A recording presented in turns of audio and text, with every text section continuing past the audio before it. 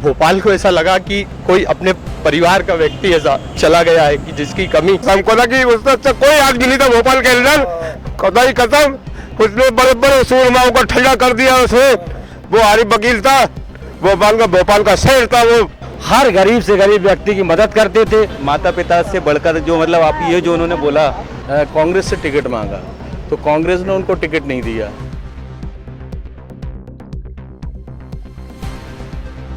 हजारों साल नरगिस अपनी बेनूरी पर रोती है, तब जाकर चमन में कोई दिलावर पैदा होता है। बहुत बहुत स्वागत है आपका नारद मुनि लाइव में। मैं हूं आपके साथ गौरव वाजपेयी। आज मैं यहां खड़ा हूं मध्य प्रदेश की राजधानी के उत्तर विधानसभा क्षेत्र में। आज यहां पर उत्तर विधानसभा क्षेत्र के पूर्व विधायक और मंत्री जनाब आरिफ वकील साहब का निधन हो गया। आज सुबह उन्होंने 72 साल की आयु में अपोलो हॉस्पिटल में अपनी अंतिम सांस ली। उनके नमाज़े जनाजा में हजारों की तादाद में लोग थे और बड़ी बड़ी शख्सियत भी मौजूद थी। आइए हम लोगों से मिलते हैं और उनसे जानते हैं कि कैसा रहा जनाब आरिफ वकील साहब का सफर और कैसी रही उनकी यादें उनके साथ। आरिफ वकील साहब जैसा कोई नेता ना था ना है। वो मुझे मुश्किल है कि वो आए अभी ऐसा कोई नेता। कितना मिस करेंगे आप, कितनी याद मिस करेंगे। देखो वो आए थे, जो आया है वो जाएगा। मैं आया हूँ, मैं भी जाऊँगा। एक दिन दुनिया से सबको जाना है।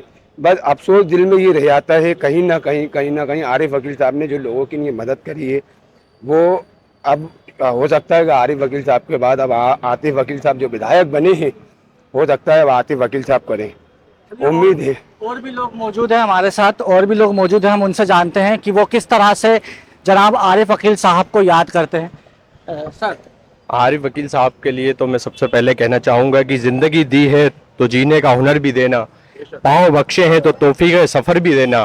गुफ्तगू की तूने सिखाई कि मैं गूंगा था, अब मैं बोलूँ तो बातों में असर तू ही देना।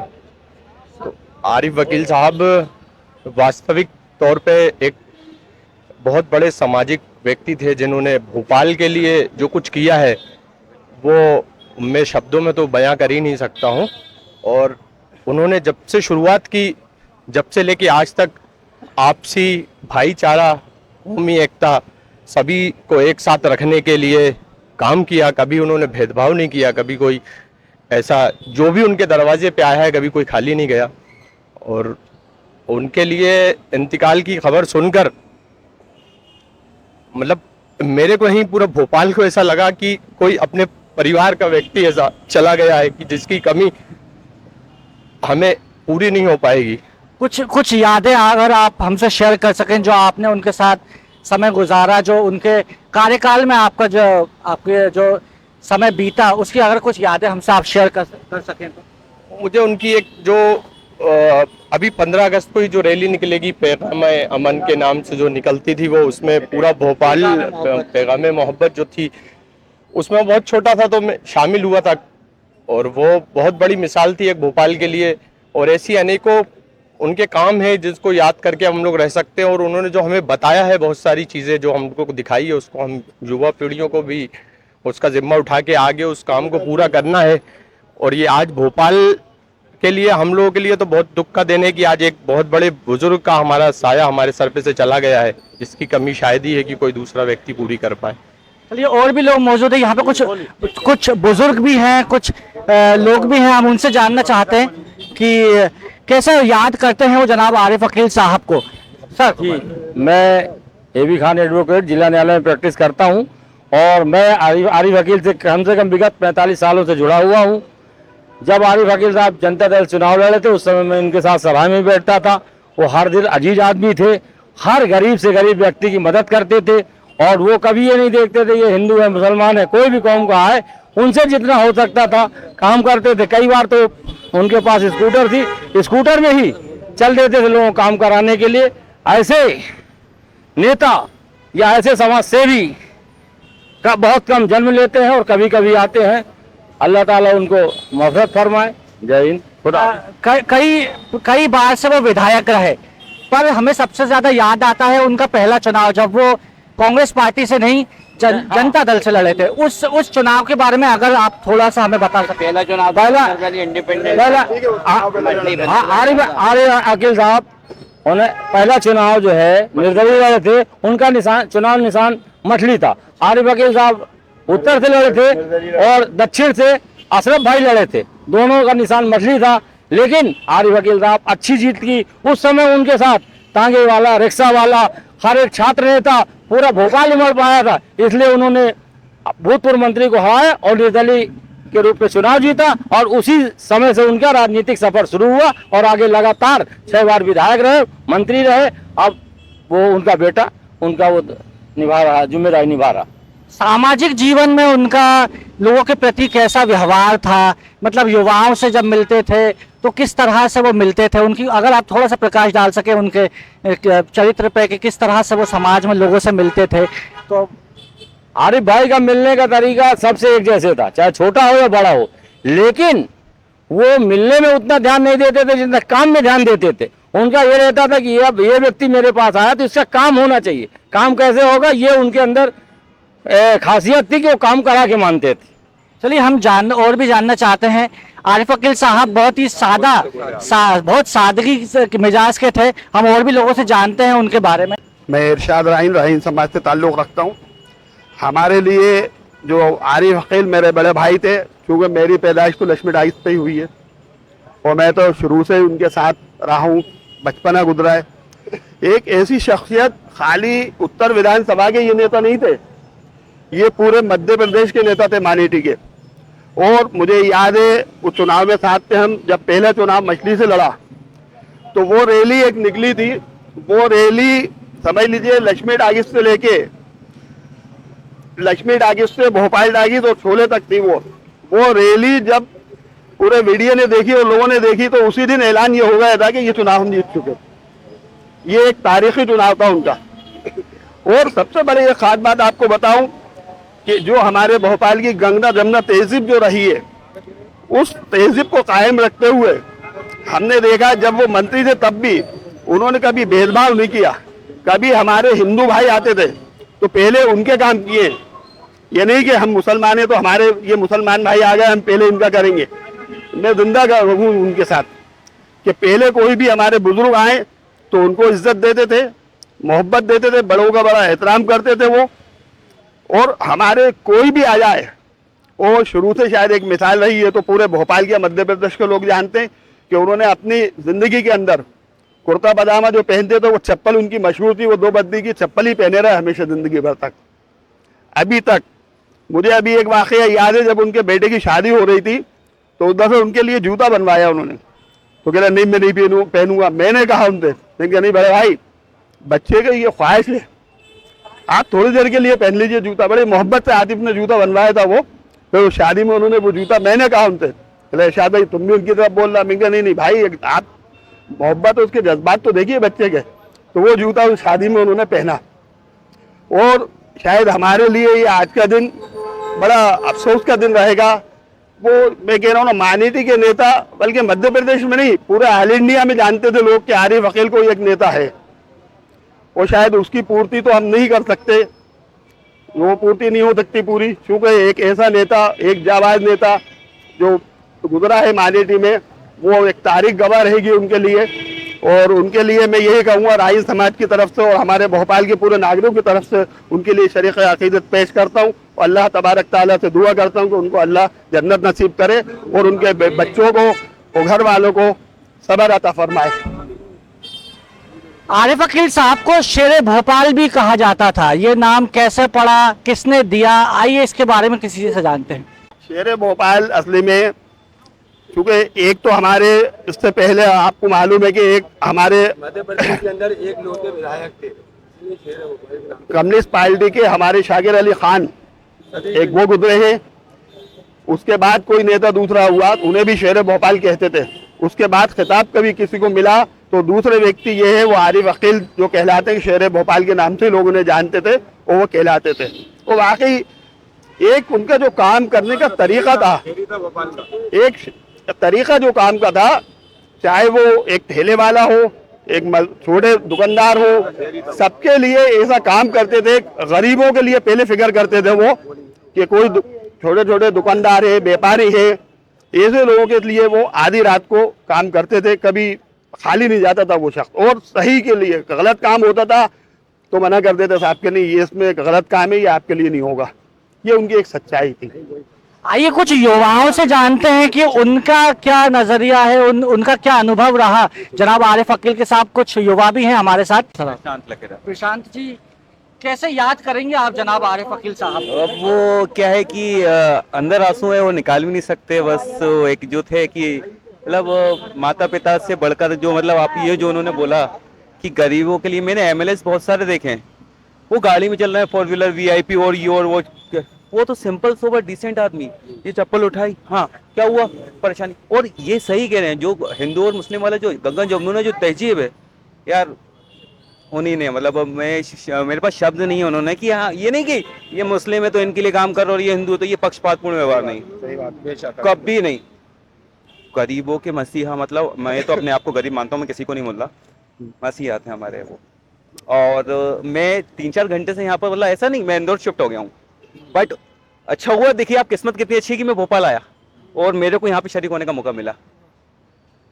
और मेन चीज़ तो ये बताना भूल गया कि सुख दुख वाली बात है, दुख में याद कर रहा और दुख में काम में आए, सुख में तो सब काम में आते हैं, दुख में कौन काम आता है, वो काम आए।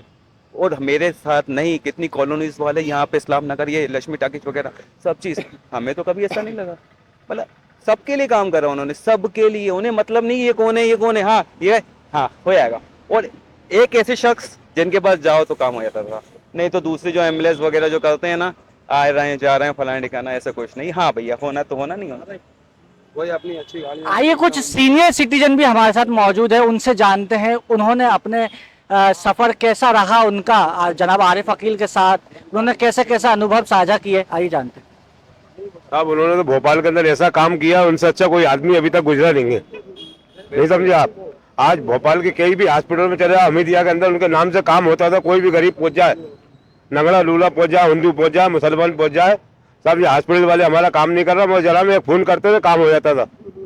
डीआईजी बंगला आज उनके नाम से हिलता था पूरा, भोपाल के सारे हॉस्पिटल हिलते थे, खाली उनका फोन पहुंच जाए, साहब ये मेरा काम नहीं कर रहा, कोई भी व्यक्ति पहुंच जाए। इसलिए आरिफ वकील का भोपाल का शहर कहते थे। आज पुलिस महकमा हो, कोई सा भी महकमा हो, गरीबों के बहुत काम करे उन्होंने, भोपाल के अंदर इतना काम करा है उन्होंने, आज तक कोई नेता ने नहीं करा। आज उनका नाम पूरे इतिहास में लिख जाएगा आज, और हमने ऐसा आदमी खो दिया है आज, बाद में आपको याद आएगा, हाँ यार कोई आरिफ वकील था भोपाल का शहर जिसने हमारे बहुत काम किए। रात के आप 2 बजे 3 बजे काजी कैंप खुला हुआ मिलता था, आज वो आरिफ वकील की देन है। आज भोपाल के किसी कोने में चले जाओ, आरिफ वकील का नाम ले लो, पुलिस महकमा हो या कोई भी सरकारी महकमा हो तो फौरन घबराता था उसके नाम से। आज वही शेर है वो आरिफ वकील, आज उसका लड़का आएगा वही काम वही लड़का करेगा और उसके बच्चे वही काम करेंगे। मैं आज यही प्रार्थना करता हूँ सब लोगों से, आज उनके लिए दुआ करो अल्लाह से, ऐसा व्यक्ति फिर एक और उनका लड़का खड़ा हो, ताकत के साथ सबके साथ काम करे। नहीं समझे आप, हमने एक बहुत बड़ा शहर खो दिया है, कसम खुदा की उससे अच्छा कोई आदमी नहीं था भोपाल के अंदर, खुदा की कसम, उसने बड़े बड़े सूरमाओं को ठंडा कर दिया उसने, वो आरिफ वकील था, भोपाल का शहर था वो, लोग इसको आज भी याद करेंगे हम। नहीं समझे आप, ऐसा व्यक्ति खोया हम लोगों ने, उसके लिए दुआ करना आप, उसका आज वो लड़का भी वैसी काम करे जैसे उनने काम किया है। आज भोपाल के अंदर आरिफ वकील का नाम उसके लड़के को रोशन करना चाहिए, आप पूरे हॉस्पिटलों के अंदर गरीबों की मदद करें, उसका लड़का कोई भी महकमे का हो, कोई भी थाने का हो, कोई भी व्यक्ति पहुंच जाए उसके पास उसको काम करना चाहिए। आरिफ वकील भाई जैसे बाप का नाम याद आएगा, आज हमको याद आ रही है, आज उसके नाम से हम रो रहे हैं और भोपाल के लोग पूरे आज अफसोस कर रहे हैं इस बात का, भोपाल का शहर था वो। आज आप अपना कोई निजी अनुभव अगर हमसे साझा करना चाहें, आपका व्यक्तिगत कोई उनके साथ कोई एक्सपीरियंस रहा हो, अच्छी बुरी यादें किसी भी तरह की, अगर साहब मेरा तो उनसे बहुत साथ रिया है। मैं उस जमाने के अंदर उनके साथ जेल के अंदर भी बंद रिया था, एक आंदोलन करा था, एक उनके मतलब एक बहुत बड़ी गिरफ्तारी दी थी थाना हनुमानगंज के अंदर हम लोगों ने, उन्होंने मदद करी थी। सुंदरलाल पटवा की सरकार थी जिसके अंदर हमने गिरफ्तारी करी थी। वो भोपाल के शेर काई साहब बदलू सरी साहब जिंदा थे अल्लाह वक्त, नहीं तो हम लोगों ने महीना भर तक जेल के अंदर थे, भोपाल सेंट्रल जेल के अंदर बनते हम लोग। हमारे वकील के साथ जेल के अंदर भी बन रही है, उस टाइम में हमने बहुत कुर्बानी दी हमने। वो ऐसा आदमी था, आधी रात को खड़ा हो जाता था हर आदमी के साथ, उस टाइम पे उतना पावर नहीं था, मगर जब भी उन्होंने जाके थाने का घेराव करके तामक साहब पियाई थे उस जमाने के अंदर, थाना हनुमानगंज के अंदर मैंने गिरफ्तारी हम लोगों ने साथ दी। पूरे लक्ष्मी टाकीज के लोग हम लोग बंद थे, कम से कम 200-250 आदमी थाने में बंद थे हम जेल के अंदर। सुंदरलाल साहब की पटवा की सरकार के जमाने के अंदर हम उनके आरिफ वकील के साथ हम दिनों काम किया है और हम उनके साथ कंधे से कंधा रख के काम करा है उन्होंने। वो वैसा व्यक्ति मिलेगा नहीं, आज तक दुनिया के अंदर नहीं मिलेगा और वैसा आदमी मिलेगा भी नहीं जिसने ऐसा काम करा भोपाल वालों के लिए। भोपाल वाले बाद में याद करेंगे, जब देखेंगे, जब याद आएगी उनको रात के अंदर, जब उनको साथ कोई ऐसा जुल्म जास्ती होगा, नहीं यार हमारे साथ कोई आदमी था। आज उनके लड़कों को भी वैसे काम करना चाहिए। आज ये हमारी आज अपील है उससे, हमारी आज हमारे भोपाल के हर आदमी से, हिंदू मुस्लिम सबका काम करे एक साथ। हमारी ताकत यही रहेगी, उसके साथ भी खड़े हुए हम, नहीं समझे आप? अमूमन कि जो एमएलएस को गाड़ी प्रोवाइड वगैरह गाड़ी मिलती है गवर्नमेंट के थ्रू, बट वो जो शख्स थे उन्होंने गाड़ी एक सूमो, मैं 36 साल का हूँ अभी मैं, बट मैंने जब से अपना होश संभाला है मैंने उन्हें एक ही गाड़ी में देखा और मेरे से पुराने भी हैं। एक जोड़ी चप्पल स्लीपर्स और वो और उनकी सूमो, बस चल रहे हैं, कोई वैशो आराम की लाइफ नहीं थी। सरकार से, प्रशासन से कुछ आप मांग करना चाहिए कि उनकी याद में कोई स्मृति? हाँ जी, मैं तो ये बोलूँगा कि एक स्टैचू, इसको क्या बोलें कि एक honour of God of honour या एक स्टैचू या एक सड़क या जो कुछ, वैसे तो है उनके नाम पे, आरिफ नगर तो है, लेकिन एक कुछ वो बनवाए स्टैचू टाइप का। आरिफ वकील एक ऐसी शख्सियत थे जो भोपाल के अंदर हर आदमी से जुड़े हुए थे, चाहे वो हिंदू हो, चाहे वो मुसलमान हो, सिख हो, ईसाई हो, हर आदमी से उनके संबंध थे और हर आदमी की वो मदद करते थे।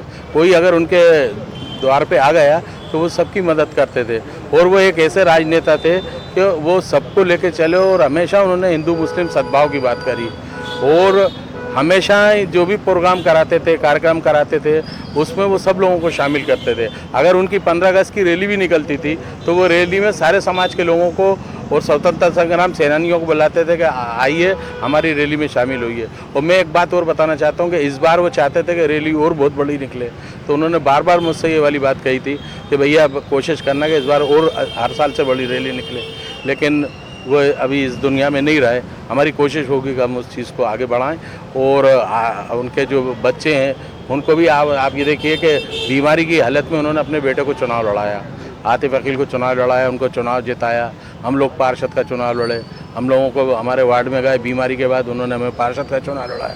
तो उनका जो तौर तरीका काम का करने का था वो अनोखा था और उसी का आपने देखा है कि आज अगर उनका अंत हुआ तो कितना जनसैलाब उमड़ा।